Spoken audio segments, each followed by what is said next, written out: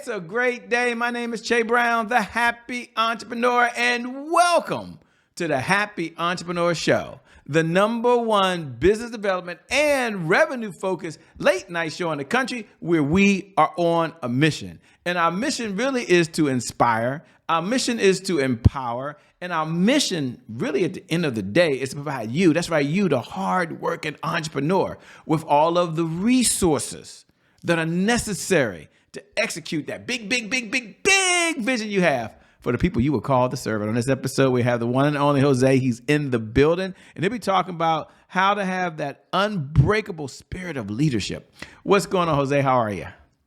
How are you? Thank you for having me. Thank you so much for being here. By the way, it's not often I get a chance to meet people in person and then get a chance to see them again on the other side. So thank you for being here. And thank you all the viewers. Thank you for inviting us into your home right now, by the way. Whether you're cooking dinner, you're going to be entertained. Whether you're listening on the podcast, we appreciate you. Or maybe we're just streaming in the background and you're playing us while you're doing some other work. We appreciate you being here. Jose, as we get started, we're talking about the unbreakable spirit of leadership. And the first question that many people may have on their mind is, what's Jose's definition of leadership these days? I mean, it means different things to different people. What does leadership mean and look like for Jose? Well, I had today a different concept than what I had before of leadership, because for me today, you really test your real leadership skills when you're going through those challenges, when you're going through those things that move your floor, that you're going outside your comfort zone and things take you on unexpected way. There's where you're gonna see if you are a real leader, because today for me being a leader is that is the person that can face challenges, can face any adversity that you're having in your life, and can be adapted to the situation, and can be determined that no matter what is your circumstance, you will always keep going. So that's what for me is. And before we get into your backstory, because I want you to share a little bit about that, I think it helps frame the conversation. What's one of the biggest challenges that leaders face today, just as being a leader? I mean, it sounds like it's easy. You're the boss and everybody just follows you. But that's not the case. So why are leaders today struggling to really get results done through other people? Because one of the most challenging situations today is being adaptive to the situation. That the world is changing. It changed today. So a leader has to have that sense of feeling to be adapted to the situation. And not only him, he has to encourage his team to follow him. So there's where you're really gonna test if you are a leader or not. If you can inspire the people to follow you, you share your vision where you want to go, and if you're making changes, you have to explain to them why you're doing the changes. If the people get you know got it, and then they follow you, and then you will become a great leader. That's what a great leader do today: adapt to the situations. You're talking about adapt to the situation. Somebody's watching right now saying, Shay, I have no idea who Jose is.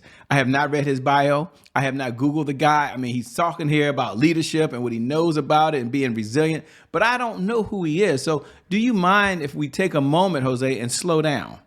And do you mind telling the folks a little bit about your backstory? Like, who are you, so they understand how you got here? And then what was that defining moment that you understood you were born, you really understood resilience? I think it's an interesting story. Well, and that's a good question, because I did a long career in the oil and gas. So I thought that I was a leader because I always was in leadership positions. But my real proof was when I went through the situation on November 2017. I flew to Caracas to a business trip, became my international hostage.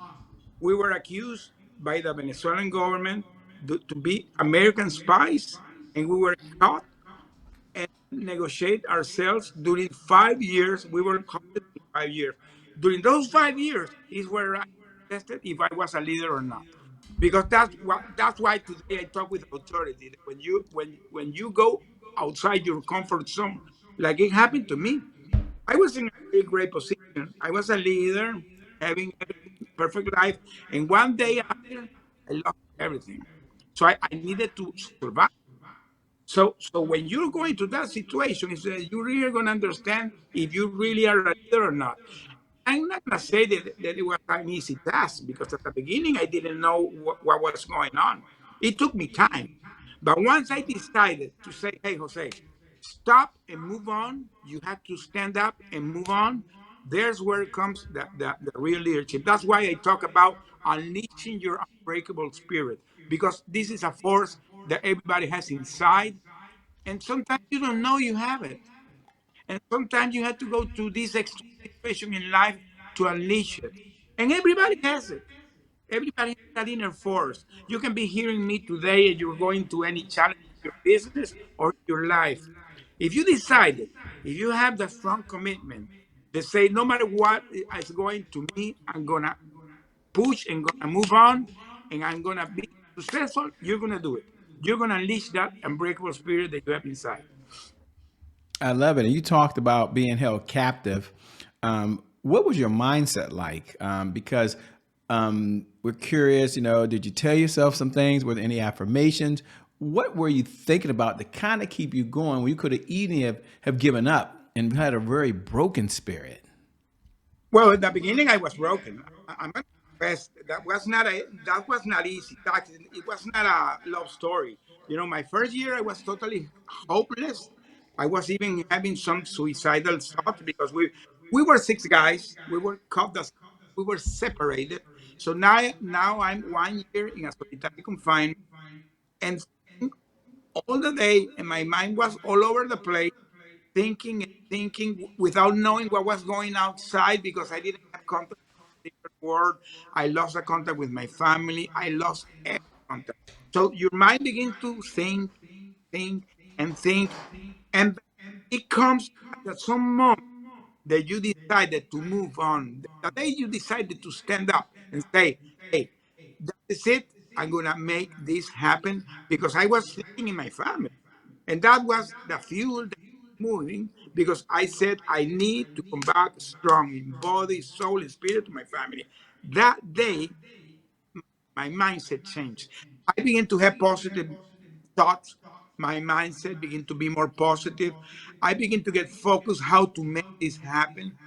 And let's say, like 1 year after we were put at six together, now we created this strong bond. We begin to cheer each other, and we created what we call a survivor plan. We created a daily routine that kept us going, and we stayed doing it during that 4 years.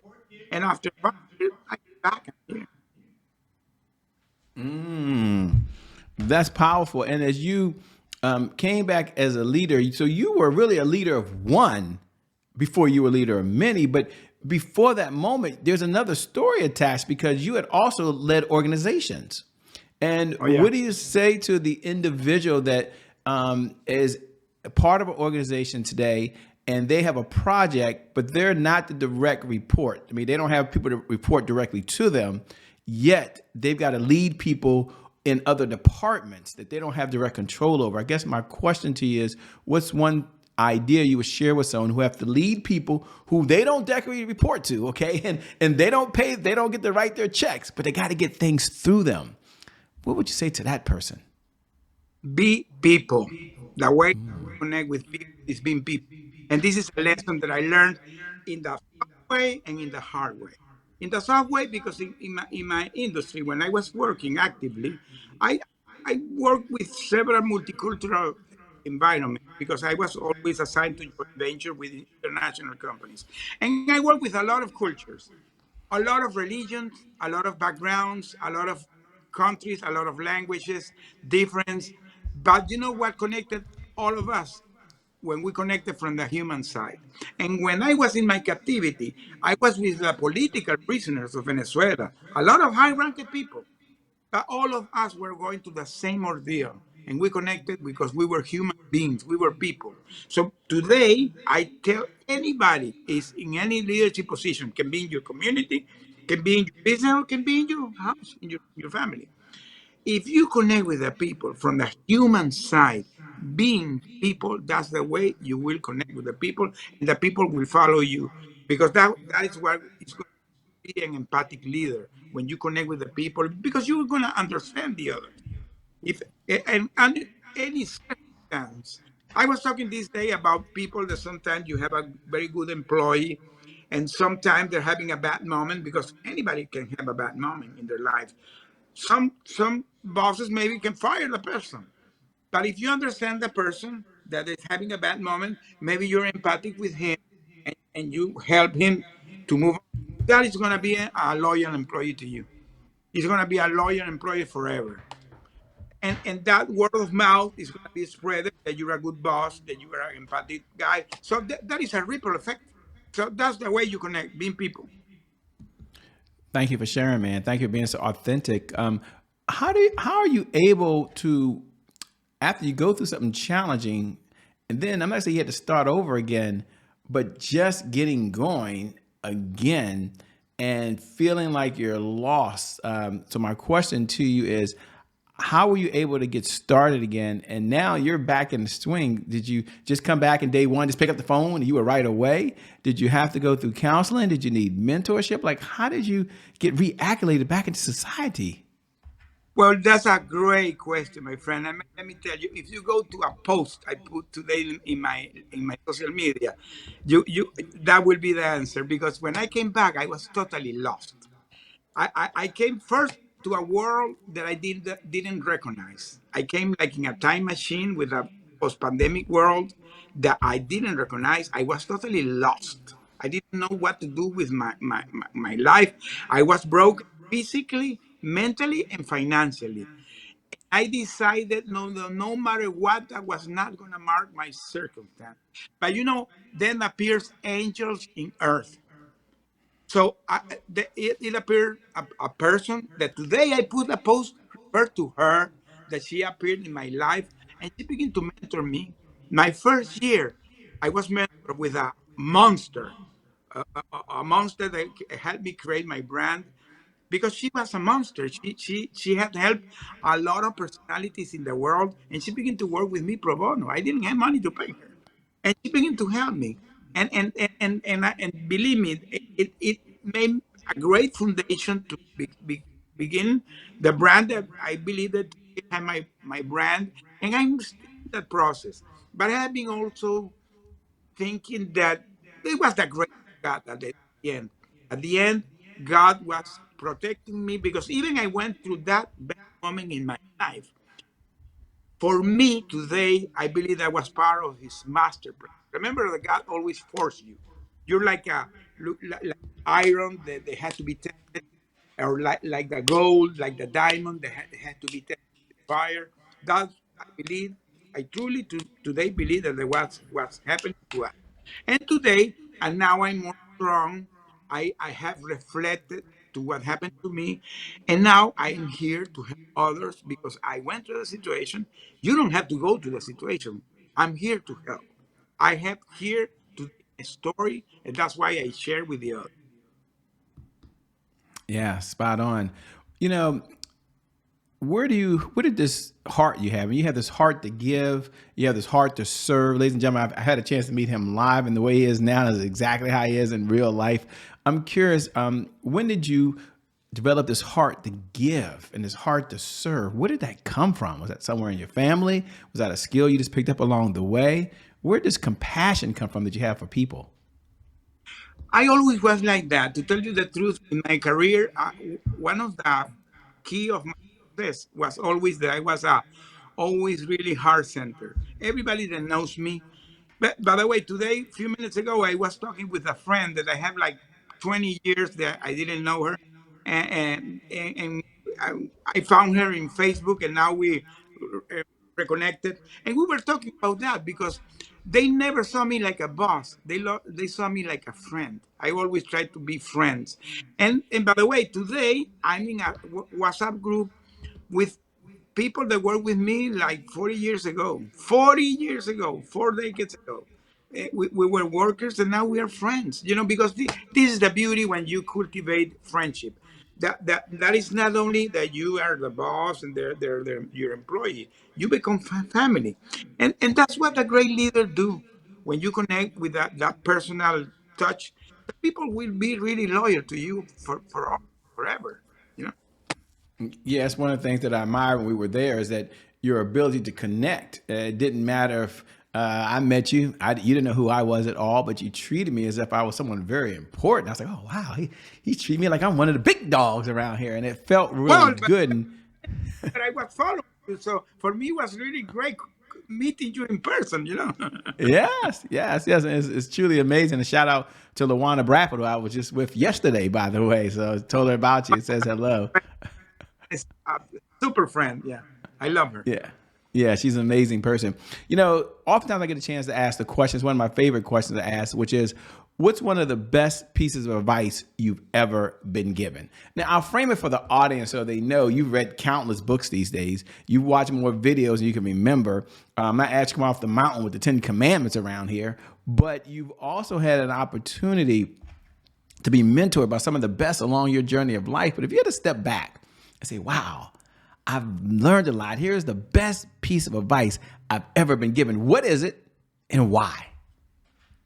That anything in life you can overcome. And why? Because first, that is the grace of God. If you connect with the grace of God, if you really get focused in whatever the situation you're going through in life, if you got that connection with people that love you, that in my case, I could not make what happened to me without the connection with my family. You take care of yourself, your well-being, and have that grace, that spirituality with your God, with that connection, you can make anything in life. Anything. Today, the word impossible for me doesn't exist. Wow. Wow. You know, what do you enjoy most about what you're doing these days? I see you on stage. I see you traveling. You seem to be having a lot of fun. What do you enjoy most about what you're doing these days? Well, let me tell you, I discovered something that I wanted to do, and I'm going to be doing it more next year. I'm going to become more a scholar. I'm beginning to go to the schools to speak, and I join it. By the way, I was talking a few minutes ago with the person that is going to become my agent, and he wants to rock and roll with me next year on all over the U.S. to all the college. So you're going to be hearing me in all those university and colleges next year. Yeah, I love it, man. What does success look like for you these days? I mean, success means different things to different people, but where you are in your life right now, what does success look like? What does it feel like? For me, is having that perfect balance between your business and your personal fulfillment. Because for me today, family first, God first, family second, and business comes out. That doesn't mean that you don't take care of your business. But believe me, when you get that connection with God and your connection with your family, that will create the perfect match that will give you that fulfillment. That anything you're gonna with that touch of the grace of God. So anything that you're going to be doing is going to be multiplied. So that's what really is having that fulfillment because you are doing things and feeling joy. That is something that today I enjoy in it. In the past, I was a corporate guy. I was a guy that I thought that I was successful. I was not successful because I was disconnected with my family. I was disconnected with God. I was only thinking in my career. Today, I'm more connected with God and with my family. The other things are coming along together and meeting wonderful people like you. So that's great. Thank you.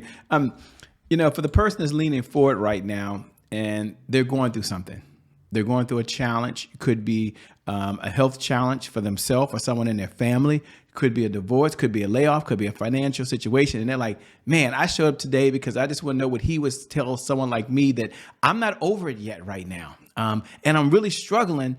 And I know it's unfair, ladies. I'm not asking to be a counselor on this call, but if you had to give some words of encouragement to someone that's going through something right now and very painful, what would Jose say to that person right now that's watching? Try to see you, not what is your situation today. Think about where you want to be in the future. What is your dream? What is your purpose? Where you really want to be? Pursue that and go for it. Because sometimes you get caught in moment in your circumstance. If you're going in a dark moment, you got there in the dark moment. Think where you want to be. Think in the future. When you begin to see this with that clarity, you will go there. Because that is the way God designed us to be to pursue our dreams. So anybody that's seeing this today, if you're going to any challenge in your life, don't think in your challenge. Think where you want to be. Think in your dreams and pursue it. Go for it. Go for it. Go for it. You know, we're not out saving the world and making a difference for everybody else. What do you do for fun these days? What does fun look like for you? For me, fun is gathering with my grandsons, walking my dogs. I begin this a little bit late because I was walking my dogs, and I was fun walking them because they take sometimes it's kind of cold here in Houston this day, so they feel great walking. So I was walking with them. That gives me joy. Walking my dogs. Simple. Today I express gratitude for the simple things in life. Something that in the past I didn't see it. Now today I enjoy it. Wow, I love it. For those folks that are curious and saying, wow, I love what I'm hearing, a two-part question as we come down the home stretch. Number one, what type of clients is your firm looking to work with these days, if any? And number two, how can folks connect with you? Like, where should they go to your website, or how should they follow you? Like, how should they stay in this conversation with you over and beyond today? I decided to talk with entrepreneurs, business owners, startup, and C-suites that are going through challenges in their life. But, but not only talking about leadership, because there are many people talking about leadership. For me, it's more important making them connect with that business success and the personal fulfillment, and making them feel joy. And of course, when they get that, they will unleash that unbreakable spirit. That's one thing. The other thing, as I said, I want to begin to talk with the kids in the college. I believe that it's going to be great putting my message to kids that sometimes they feel hopeless. They feel that everything is done in their life. They're beginning their life. Young people, there are a lot of. I got surprised that the suicidal average rate that is growing in this country. So I have a message to talk with these guys. So I want to go for them, and of course I also promoting my book that my book From Hero to Billion. I'm a campaign promoting it. So I'm enjoying that, and of course gathering with my family, doing my church service, and I also advocate for the hostage community. So I have a lot of time to do things, but I enjoy everything I'm doing. That's the most important. You're enjoying everything you're doing and you get a little pleasure out of life. Well, let me say thank you so much for being on the Happy Entrepreneur Show, man. I appreciate it. Can't wait to see you again soon. Thank you, Chen. Thank you. And Great. thank you. Thank you for watching. Thank you for viewers, by the way. Thank you for inviting us inside of your home, because without you, we don't have a show. So we appreciate every time you show up. You invite us to have dinner with you. Maybe you're cooking dinner right now. Maybe you're walking your dog. You listen to us in the podcast right now. We appreciate you. And I never get tired of reminding you every night at 11 p.m. Eastern Standard Time that you are someone that's awesome, that you are someone that's really incredible. I know that sounds so hokey dokey, but no, you are here for a reason. And no matter what's going on in your life, whether you're doing really well and you're trying to get to that next level, or as he talked about earlier, you've been hit with the punch you never saw coming. The one thing we know for sure is that today is your January 1st. And because of that reason, your best is yet to come. Your best is yet to come. Your best is yet to come. With that being said, my name is Jay Brown. It hasn't changed, by the way. The Happy Entrepreneur. We out. Thanks a lot, Jose. See you guys later. Peace.